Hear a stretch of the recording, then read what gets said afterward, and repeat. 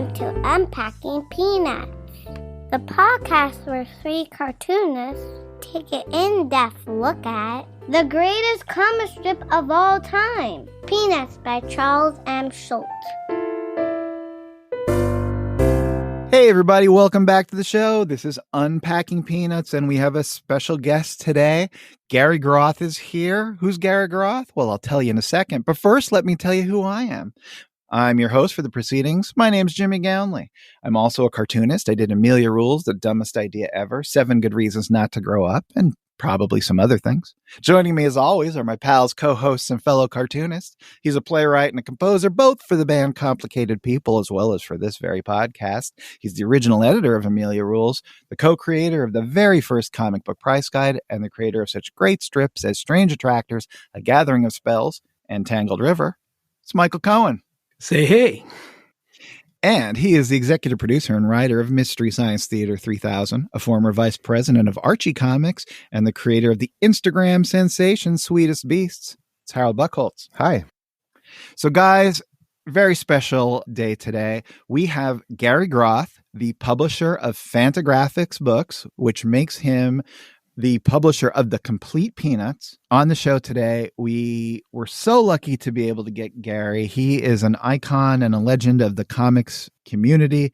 Started publishing the Comics Journal in the mid-70s, then went on to publish tons of great cartoonists, notably the Hernandez brothers with Love and Rockets, Chris Ware with Acme Novelty Library, Joe Sacco. It just goes on and on and on. A list of classic alternative comics. And he's also made huge strides towards reprinting and making available the classics from comics of the past. So having him here today is absolutely a dream come true for me. So please, welcome to the show, Gary Groth. Thank you so much for taking the time to come here. Well, very happy to be here.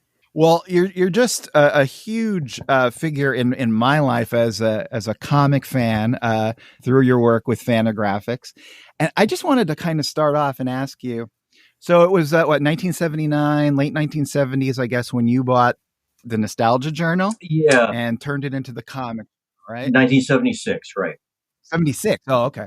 So what was your relationship with Peanuts then, when you were just starting out? I'm certain you could have never foreseen that you would be publishing the entire thing, but what was Peanuts in your life then? Well, it's interesting that you would ask that, because most people probably wouldn't anticipate this answer, which is that I had a very casual relationship with Peanuts. It was a strip that I liked, I read in the newspapers, but that I didn't have a close affinity with.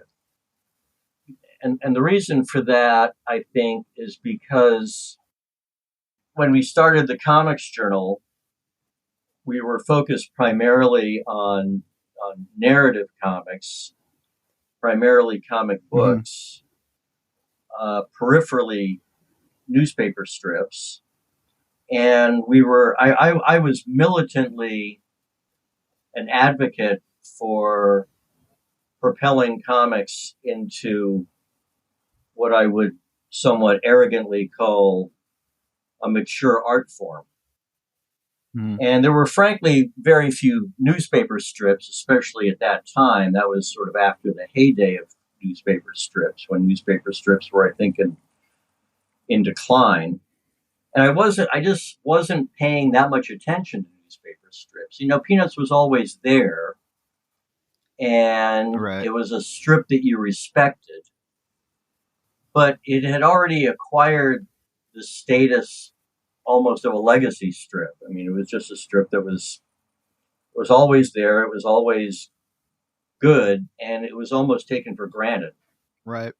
It took me some years to gain a more mature appreciation for it. Did you ever go back and read the whole thing? Oh yeah. Well, you know, when I interviewed Sparky in 90, I think that would have been 97. Yeah. I read every single strip I could find, which was probably not every strip, but I bought every book that was affordable that had been published. I had a huge stack of Peanuts books that were, had been published from, approximately 1950 until that time.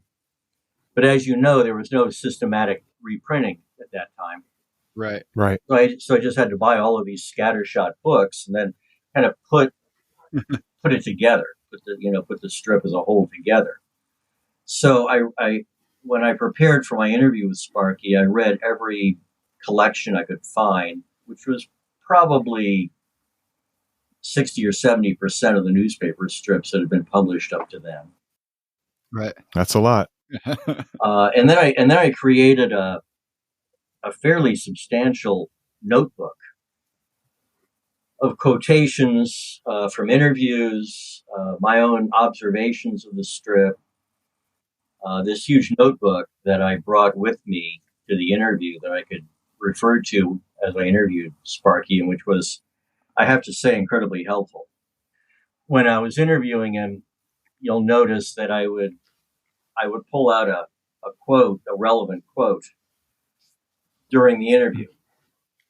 That was me paging through my notebook, remembering something he said that, pertained to what he was saying in the interview.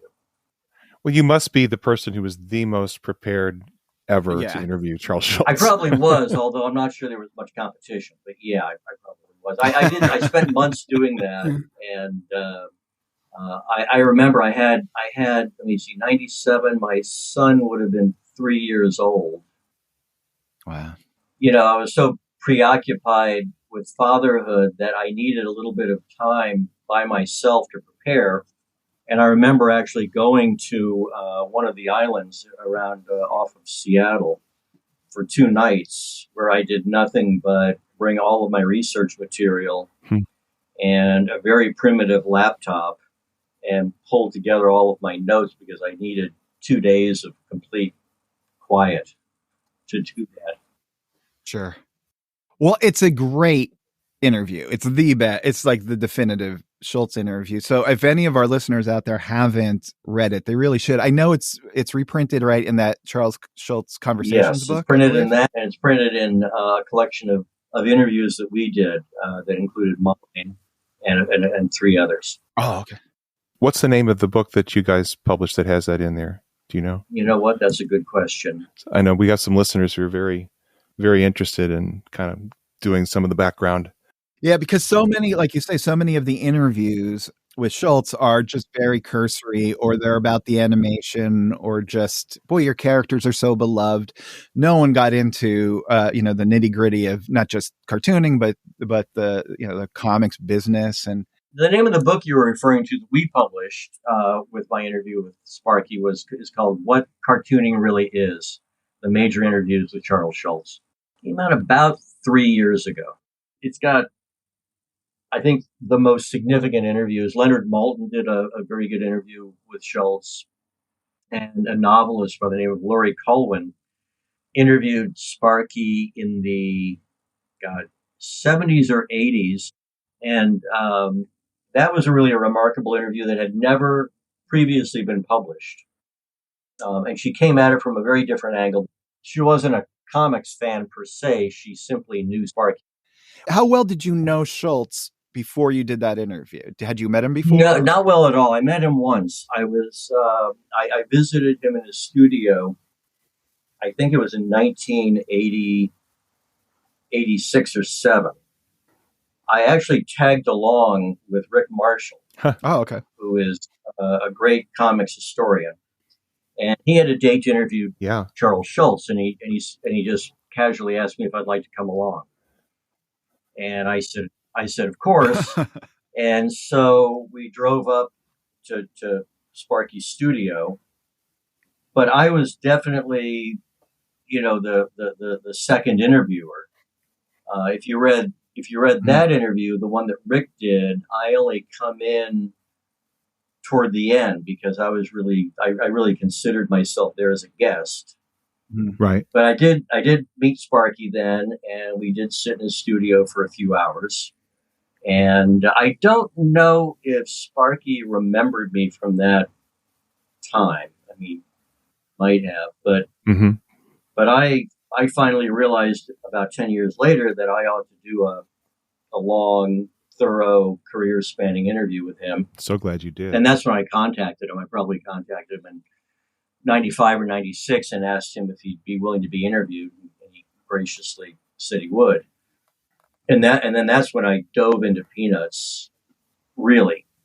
That's when I really studied it. When you went and went as an adult and you had this intention that you're going to talk to him and you're reading those strips, what was your general impression, having just been a casual reader for years and now you're reading a huge chunk of it? What were your impressions? What were your thoughts?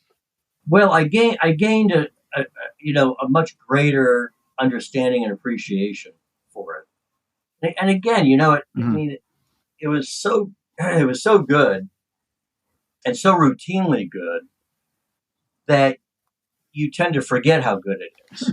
Right. Peanuts became part of the landscape. And I also tend to think the strip became overshadowed by the merchandising. Mm-hmm. When I remember in '87 when Rick and I were in Sparky's studio and we spent a couple of hours there talking to him, and then Sparky insisted on showing us his museum. Well, he had a little. I can't say it was a museum. It was on the second floor of a building. It might have been over the ice rink. And it was completely filled with Peanuts merchandise. Mm-hmm. And he was really proud of this, and he wanted to show us all of this. And so we walked into it, and it was just filled. Right. And a little earlier in the interview, I remember him complaining that people didn't take Peanuts seriously as an adult strip. And I remember thinking, somewhat cynically, well, there's a reason for that because, the images are on beach balls and underwear and everything else. I'm wearing Charlie Brown socks at the moment. So, There you go.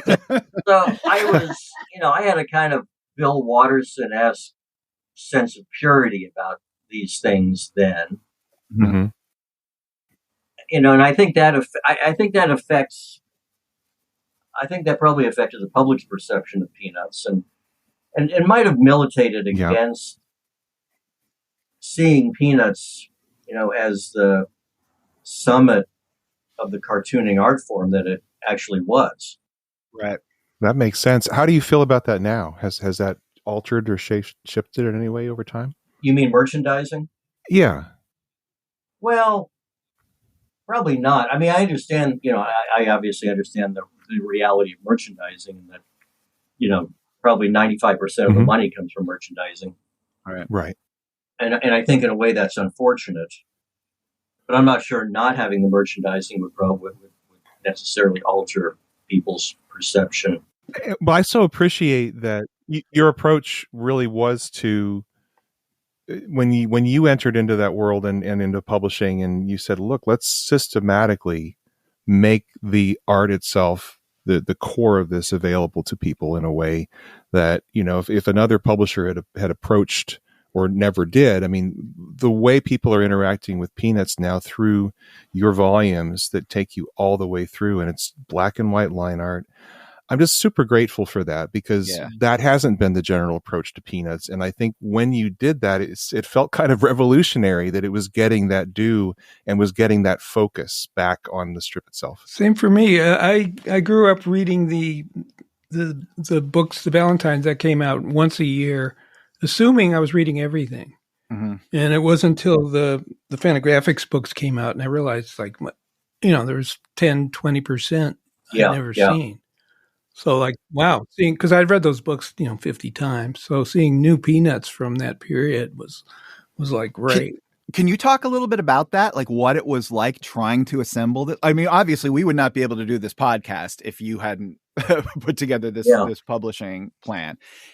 How on earth were you able to find the ones that were missing? Well, that had never been. Let me skip back for a second. I'll address that. Let me skip back. But it was my intent as arrogant as it sounds, because, who am I to do this, but to kind of reinvigorate Peanuts and to introduce Peanuts to the public, because the public had been, the public knows Peanuts mostly from either the TV shows or from merchandising, and far fewer people actually know the strip than know the merchandise. And I thought that was criminal. Right. So one of my crazy ideas was that we would reintroduce Peanuts, the source of all of this, and Schulz's real art to the public in a way that would make an impression. And it did. Yeah. Funny thing is that Sparky was not enthusiastic about the idea. Okay. He wasn't hostile to it, but he wasn't enthusiastic. And I finally persuaded him that it was a reasonable idea.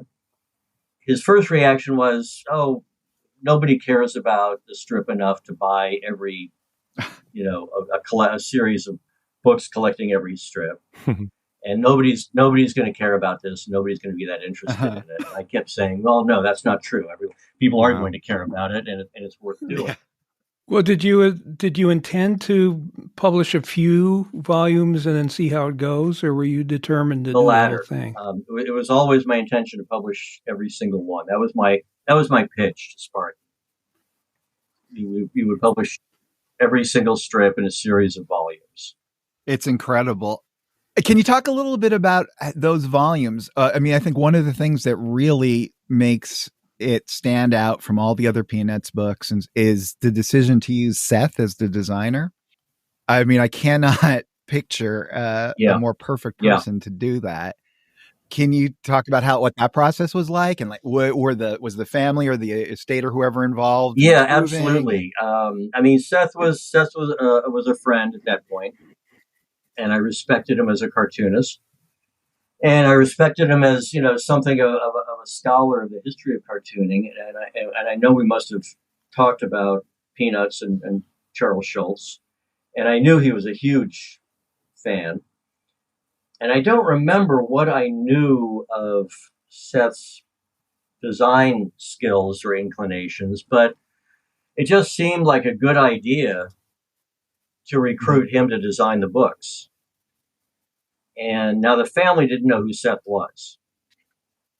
Right. So I approached, I think once we got the green light, and this was after Sparky passed. And then I started dealing with Jeannie, who I should also talk about. But Jeannie's the one who really pushed this through. That's amazing. That's great. Without her, I'm not sure it would have happened. Yeah, we just got to talk with her a couple of weeks ago, and she's so delightful and so sharp and funny and smart. And she clearly gets, Schulz and gets Peanuts and gets the significance of it to others. Yeah, she is terrific. I can't underestimate how much, she was instrumental in making the complete Peanuts happen. Wow. That's great to know. The syndicate was sort of indifferent to the idea. Really? And with their finger on the pulse as always. Yeah, exactly. I approached them. Sparky said, drop the syndicate a note and, tell them I'm okay with it. And that's as far as he would go. So I did. And the only response that they gave me was they sent me this envelope that had something like 2 pounds of forms to fill out as a potential licensee. And I remember being so depressed and intimidated by this that I just set it aside. Yeah. And that's crazy given your background in publishing, that you're intimidated by a contract. That must have been some crazy contract to have to it was what you're getting yourself into. It wasn't even the contract. It was all these forms. It was, I hate paperwork, and I hate that whole labyrinthine protocol. And it was so corporate. Yeah. That it really demoralized me. Yeah. And I kind of set it aside, and I said, okay, I'm going to have to really just, gird myself and fill out all these forms and explain what the project is in detail and blah, blah, blah. And then Sparky unexpectedly died. Yeah. I'd like to hear more about how you tracked down the missing strips. That must have been a real challenge. Well, it wasn't that much of a challenge. The museum had most of the strips. And then we found a network of collectors. Right. And we found, and there was, I think we got some of them from Ohio, from what became the Billy Ireland Museum. Uh-huh. So finding the strips was arduous, but not overwhelming. I mean, it was a matter of listing all of the strips we didn't have. Mm-hmm. And as I recall, Seth might have actually had some because he. So you've had a network of people to support you and come up alongside you and fill the gaps. And we kept finding them. You might remember that in one of the books, we literally could not find one of the strips. Like the top tier or something? Yeah. Yeah. And Seth actually had to finish one because we only had a fragment of one. Wow. And we got Jeannie's permission, and Seth actually finished one. Now we later found that, and we put that into the reprinted version of that volume. So was he having to interpolate some things? Like it would be how close was he? Yeah, that's a charitable word. He just made it up. Wow. And we had like a panel and a half. I'd love to see those side by side. I don't know how we just got this fragmented strip. It was like a panel and a half. And and we asked, we came up with the idea that maybe Seth could finish it. I called up Jeannie and asked her if that would be permissible, and she said go for it. And and Seth used his vast knowledge of Peanuts and Schulz's sensibility, and he filled it in. And the funny thing is, I can't now remember what the original was versus what Seth did. That'd be an interesting. Oh wow!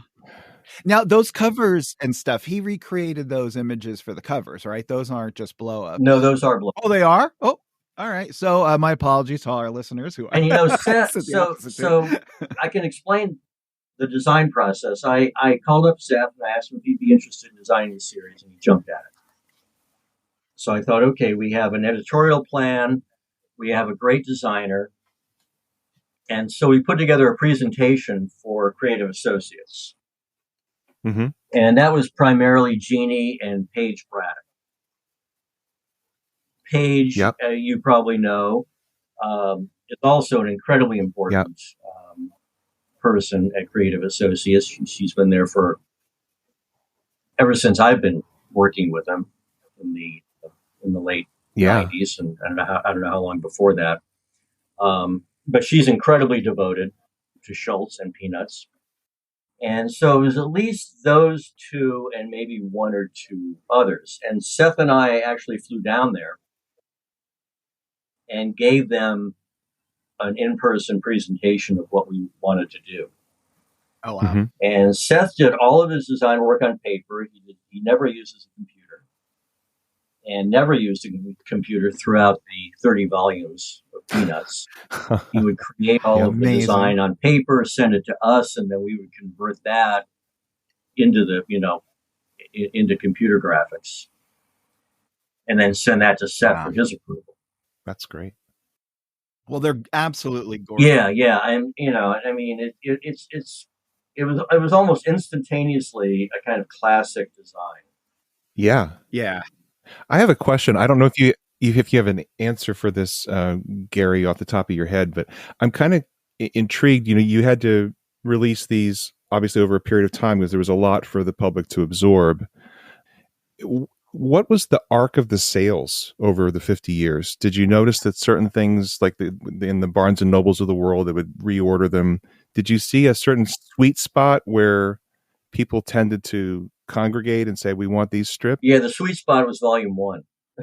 That's always the sweet spot. No matter what the series is, the first volume always sells the best. Mm-hmm. Any surprises along the way where there'd be a long tail for 60s or 70s or I could be wrong about this because I haven't actually sat down and analyzed the sales of every volume. Right. So there could be a volume in the in the 60s or 70s that outsells other volumes surrounding it, but the first volume has been the best selling book. It most series books will decline in sales of every volume. And that's just because fewer and fewer people are willing to stick it out. If someone buys 10 volumes, they've had their fill of whatever it is. But the Peanuts books peaked around volume 5 or 6 and then plateaued. And they've stayed pretty steady ever since then, which is pretty amazing. That is amazing, yeah, because that is super rare. You would expect a decline going much farther into the series, but it did peak around 5 or 6, something like that. Well, I have a question for you. Going back to 1976, and you have that casual relationship with Peanuts, and you said, it's just something that's so great, and it's always good, and it becomes part of the furniture, essentially. As the publisher of Love and Rockets, do you have any similar feelings about that? That book, to me, and I know to Michael as well, those are like, I can't imagine my life without Love and Rockets. Yeah, I never would have self-published without having read that. Oh, yeah, I don't know what I would have done without Love and Rockets. So, like, what is that like people can't, it's just brilliant again. Well, that's true. I mean, Love and Rockets has become like Peanuts was. You can sometimes forget how good Jaime and Gilbert are because they've been doing it for so long, and they make it look effortless, and they are so consistently good. Their work has not dropped off, as some cartoonists do over the course of 40 years or so. Their work has just remained consistently as good as it was from the beginning. Yeah, it's genius.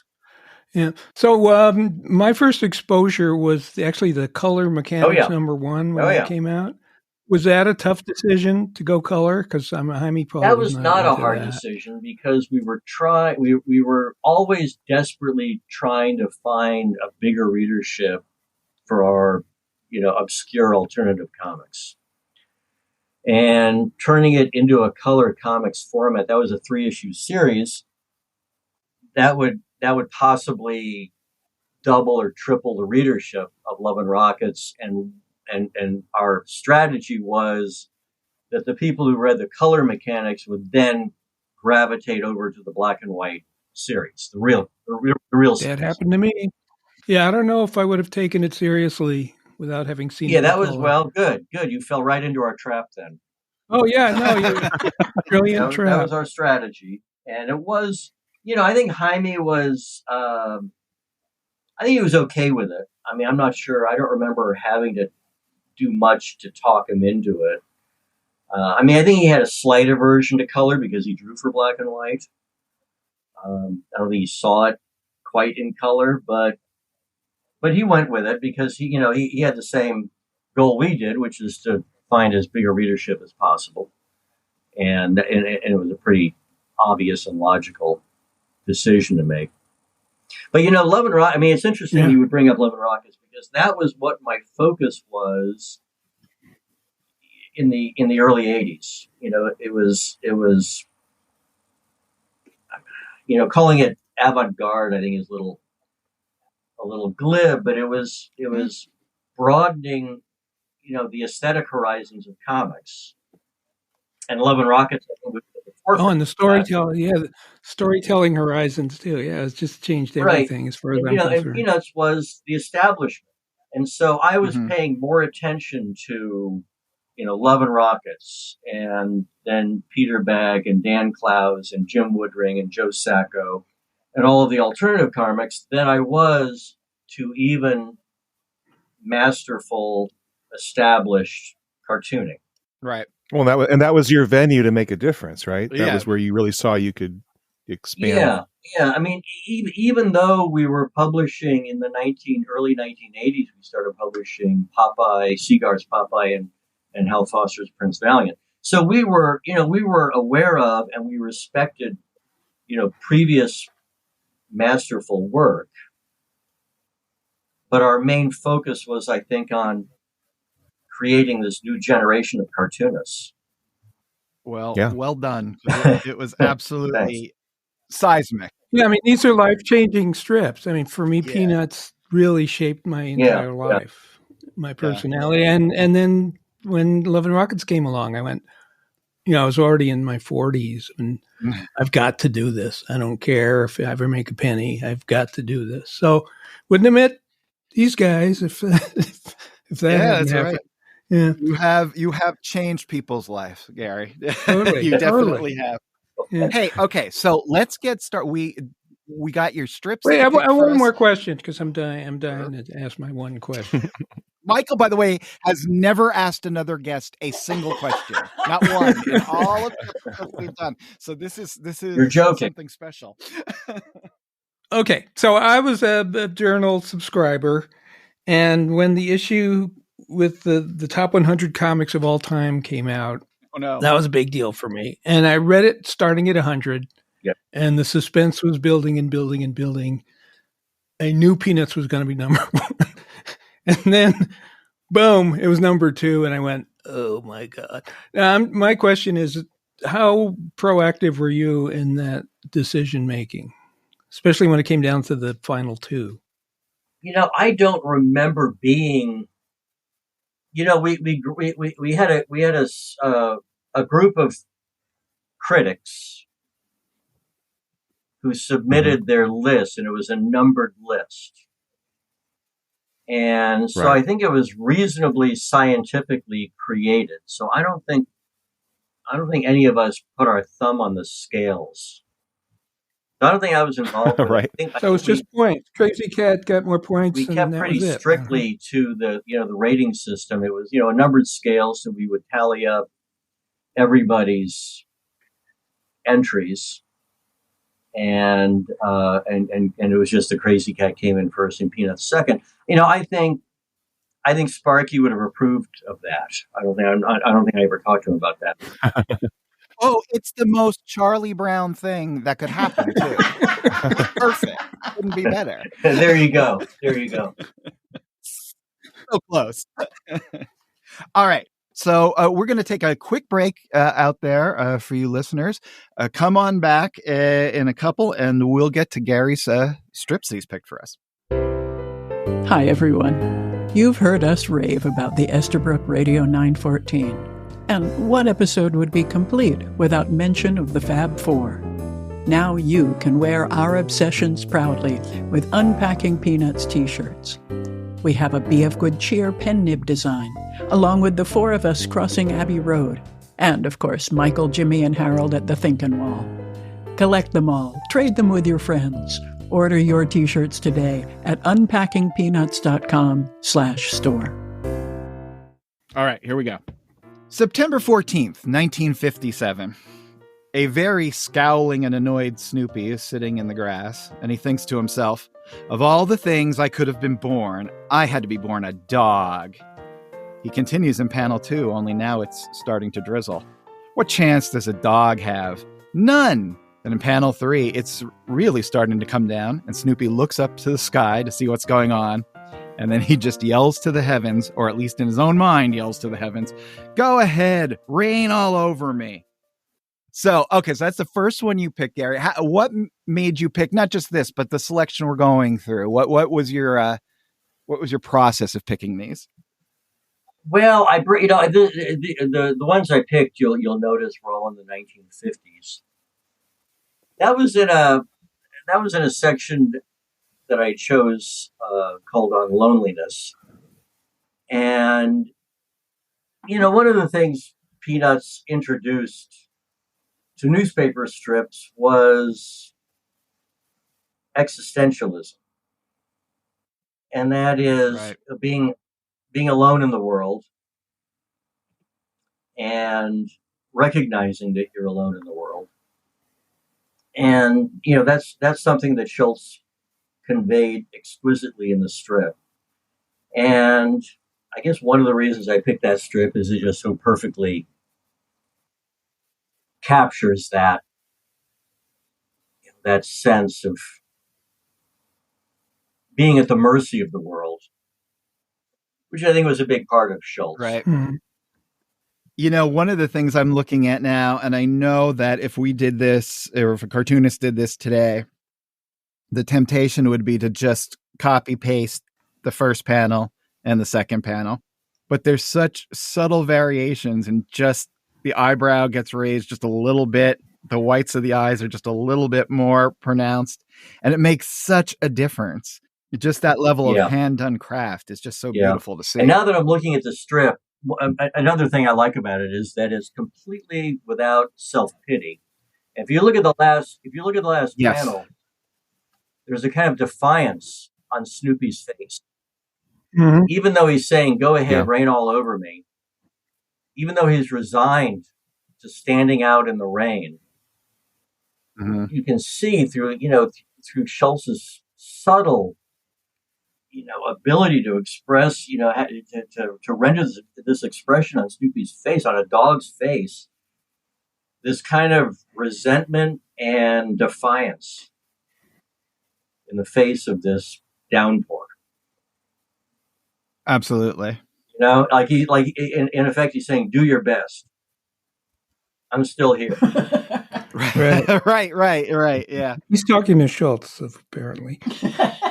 Yeah, this is my theory. My favorite character in Peanuts is Charles Schulz. I like the moments where it feels as if he's interacting with the world and he feels really present in it. When we were reading this strip back in the 50s, I was developing a theory about Snoopy, which might be kind of crazy. But Schulz wasn't really doing topical material like Pogo was, but I felt that Snoopy feeling that he was not being treated fairly, because he's clearly the equal of all of them, or better, that he was somehow dealing with segregation as somebody who was and all exactly is the same as the other characters, just as smart, just as emotional, but somehow resentful because he was treated like a dog. It was especially this year, 57, it seemed like it was really prominent. He was angry. Huh. That's interesting. Now, I don't know if that's true, but it seemed to fit that this was an angrier period of Snoopy. He was running around trying to spoil everything. Yeah. Well, I think it's a solid steer. I think we can stick with it until someone tells us different. Okay. All right. January 31st, 1956. Shermy and good old Charlie Brown are sitting on the curb. Shermy says to Charlie Brown, "Big people are always asking me what I'm going to be when I grow up." Shermy, frustrated, stretches his arms out and says, "How do they expect us to know?" Charlie Brown at this point has stood up and is looking off into the distance contemplatively. Then in panel 3, they're both at the thinking wall, and Shermy says, "Do you know what you're going to be when you grow up, Charlie Brown?" Charlie Brown says, "Sure." And then he walks away with his head slightly tilted down and says, "Lonesome." And now this was actually a pair of strips you picked. I'll read the other one too, since we're here, which is February 11th, 1954. And it's Violet and Charlie Brown. Charlie Brown sitting on the curb, and Violet says, "When I grow up, I want to be a nurse." Charlie Brown says, "That's fine." Then Violet joins him on the curb, and she says, "What do you want to be when you grow up, Charlie Brown?" Charlie Brown says, "Perfect." That's a really interesting juxtaposition of two strips. You talk about that for us? Yeah, I labeled these two strips the two sides of Charles Schulz. Mm-hmm. Because, he's known for being a great mystagogue of loneliness and alienation. But there's also a lot of joy and optimism in the strip. Yeah. Oh, definitely. And I chose those two strips because they represented, the two sides of Sparky. I think there were genuinely two sides. And so in the one, you have Charlie Brown in a kind of striving mode that he wants, his goal is to be perfect. Right. And then the second one is he accepts the idea that he's going to be lonely Right. And they're not in opposition. Right. Well, right. I think the time span between the two strips is a factor, though, because it took Schulz a while to get a handle on his personality. And I think the first one might be a remnant of his wise guy period, where he did not consider himself a loser. He was running around cracking jokes. And it seems like, 3 years makes a big difference on these early strips. Yeah, it does. Yeah. Well, and maybe, the first strip where he says perfect, that's very early. So, it might also have been that he revealed something about himself that he revealed less of as the strip congealed.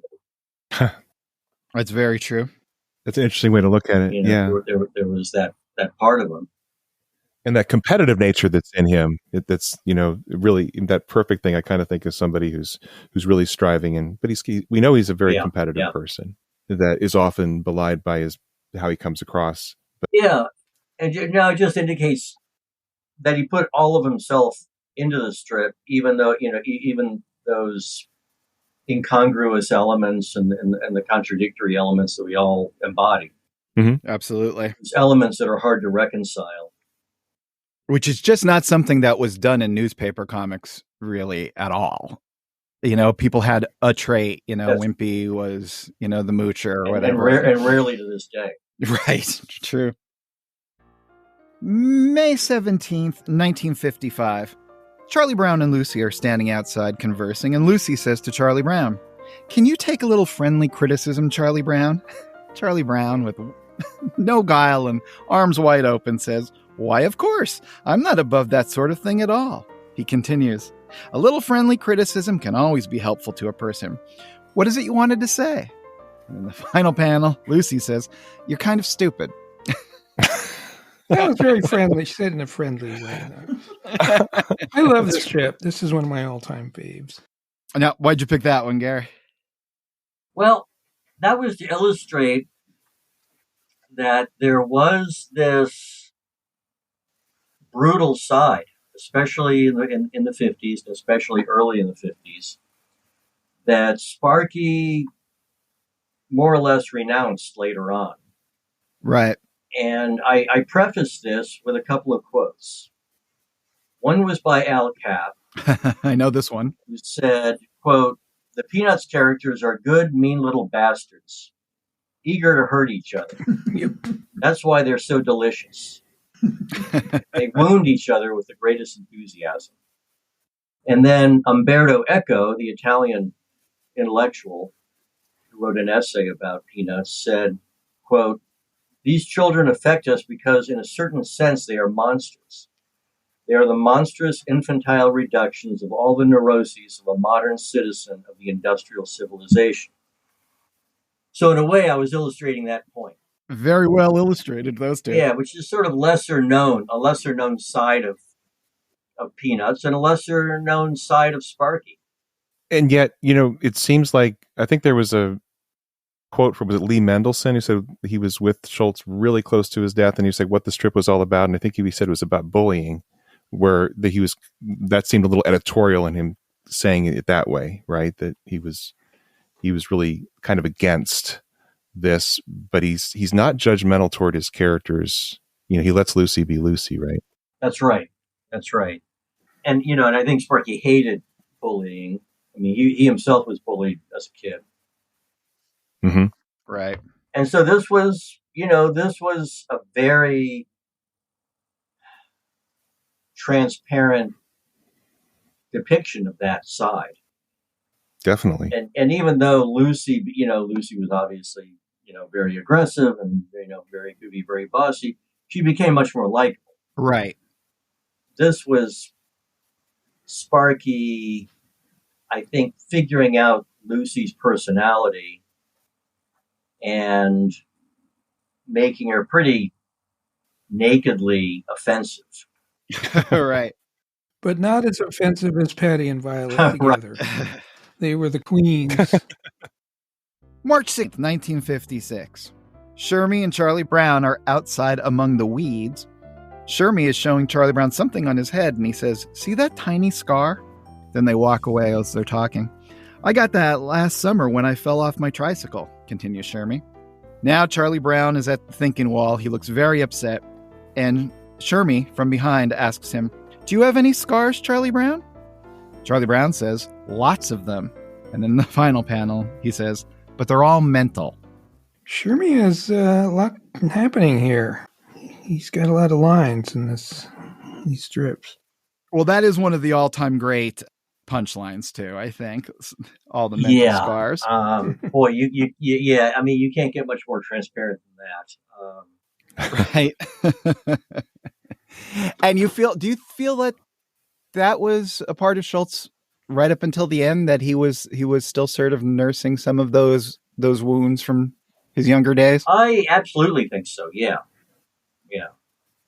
It's wild because you would think, I mean, with one thing that he wanted to accomplish, and he accomplished it on a level that no one could even imagine, but it doesn't take away those human things, like the little red-haired girl, for example, refusing his proposal or whatever. Yeah, my impression is that Sparky wrestled with these things all of his life, and he could very well have gone to reconciling them, but they still resonate within you. Yeah. Man, that strip, is just such a clear example of where Schulz's head was. Right. And he obviously was Charlie Brown in that panel. Oh, for sure. 100%. The way he draws the facial expression of him at the wall and everything. I mean, it's amazing that he's really just putting some parentheses underneath two polka dots, but it just conveys absolute existential despair. It's astounding as the art of cartooning, and a self-awareness. Yeah. And a kind of sense of humor about it that he would just say. I mean, it's a funny line. Yeah. Well, that's the brilliance too, is that he is processing these things that are dark sometimes and melancholy and philosophical, but no matter what he's processing, he turns it into a funny joke. That's like magic. That's a magic trick. I don't know how someone could do that almost 18,000 times. And the look on his face in the penultimate panel, where Shermy says, "Do you have any scars, Charlie Brown?" And Charlie Brown says, "Lots of them." And it's a funny look of resignation on his face. And then, of course, the last panel is funny and is telling. And that's kind of the beauty of Peanuts and of Schulz and of his timing. And, we haven't talked about how perfectly he mastered the comics form, how perfect his timing was and his rhythms. Yeah, well, can you talk a little bit about that? The 4-panel thing that was assigned to him. He was stuck doing those 4 panels for 30 some years or whatever. But boy, no one has ever made better use out of. No, he was able to somehow just choose the most perfect moment in every sequence. Yeah. Well, it's interesting. Now, going back to Love and Rockets, I see Jaime doing that these days too, where he is, really for the last several years, focused on it's the same layout or very similar layouts throughout, but the liveliness and the life in the panels is what it's all about. I totally admire that. Yeah, no, he's also a master of the same exact form. Yeah. But also, both of them really know their characters. Yeah, and we've often talked about the fact that these punchlines would not make sense if they came from any of the other characters. Yeah. So, if somebody coming in and reading these, never having seen Peanuts, might not think they're funny because they don't know who these people are. Yeah, no, it's true. I mean, for both Gilbert and Jaime, they know and understand the interior lives of their characters, and I think they know them intuitively. Oh yeah, right. Yeah, it's not the list of characteristics that they're playing off of. It's the fullness of that character in their minds and their hearts. Yeah, but those characters came in fully formed, though. That's the amazing thing. It wasn't like Maggie was one-dimensional and two-dimensional. It's like he knew her. for the beginning. Yeah, and they grew. I mean, I see the same thing in Peanuts. I mean, I think they started off. I mean, they might have started off with certain schematic characteristics, and then they became these three-dimensional characters, and they did that pretty quickly. Yeah. Mm-hmm. If you start reading Peanuts from the very first strip, you can see Sparky finding his voice, figuring it out, but he figured it out very quickly. Yeah, it took like 3 years. Especially Snoopy is I mean, the development's the most obvious because he changed physically so much. But yeah, one day he must have thought, why don't I have this dog think things? And it just popped out of nowhere. Yeah. It just changed everything. Yeah. And Snoopy, I don't know if you chose one of those strips, which probably would be difficult to convey in a podcast without the visuals, but Sparky really let loose graphically with Snoopy. Yes. Yeah, we should. Two of the strips that you selected. One is March 2nd strip from I guess around 57, where Snoopy who's doing his classic stealing the blanket from Linus thing, and just the sheer beauty and fun he is having drawing this comic is absolutely evident. Yeah. I wanted to convey how vivacious his line was drawing. Yes. Absolutely. I mean, just look at those birch trees in panel 1. You can't, that's the best birch trees anyone's ever drawn, for God's sakes. That's gorgeous. All right, let's finish off with this one because I just think this is absolutely hilarious. February 22nd, 1959. It's a Sunday. Patty and Lucy are hanging out outside, and Lucy is holding some piece of fabric in her hands, and Patty says, "Where did you find it?" Lucy looks down at the fabric and says, "He left it at our house one day last summer when we were all playing under the sprinkler." Now Violet comes up and gets involved in this conversation, and we see that Lucy is in fact holding one of Charlie Brown's famous striped shirts. Patty says, "Can you get it over your head?" And Lucy says, "If he can, I can." Brilliant. So we see Lucy putting the shirt on in the next panel. Patty to Violet, Lucy's putting on one of Charlie Brown's t-shirts. And she has done just that. We see Lucy in the famous striped shirt in the next panel saying, "Look, I'm Charlie Brown." And now she's doing a full-on impersonation. "Nobody likes me. Everybody hates me. Poor, poor me." This is cracking up Patty and Violet. She continues to even more peals of laughter from Patty and Violet as she says, "I wish I had a friend. Everybody hates me. Nobody likes me." As she's doing this, though, Violet and Patty notice someone coming. Violet says, "Hey, here comes Charlie Brown himself. Oh boy, just wait till he sees Lucy." Patty says, "This ought to be good." Charlie Brown walks right up to Lucy, who looks smug and content as possible in her Charlie Brown t-shirt. And Charlie Brown says to her, "Well, hello there, Charlie Brown, you blockhead." Then he walks away, leaving Patty and Violet in absolute stitches on the ground, and Lucy just sighs. Wow, a rare Charlie Brown zinger. That is one of my favorite strips. I put that under the headline Screwball Peanuts, under which I had about 5 strips. When you think about, I think when most people think about Peanuts, they think of a kind of a stage strip. Charlie Brown is lonely. He's standing in the outfield with the rain pouring down on him. He's alone. And you forget that Sparky could indulge this just wild, surreal, slapstick, screwball side. And this was... Oh, yeah. And this was just a bizarre example of that. I mean, it's just amazingly inspired and inventive. Yes. And it's just perfectly, exquisitely done. I mean, every panel is just wonderful. The girls laughing. And I think that's a really hard thing to do when you're showing someone else laughing, because if the whole thing isn't funny and you're just forcing that laugh track on in the background, it's not going to register. But because Lucy is that funny doing this, you're on their side. You're laughing along with her. It's amazing. And he's got this cast. I mean, he's got Patty and Violet, who we know, and this is exactly how they'd react. And, you know, the exuberance and the joy that Sparky is expressing in this strip is just so delightful. It's great. Absolutely great.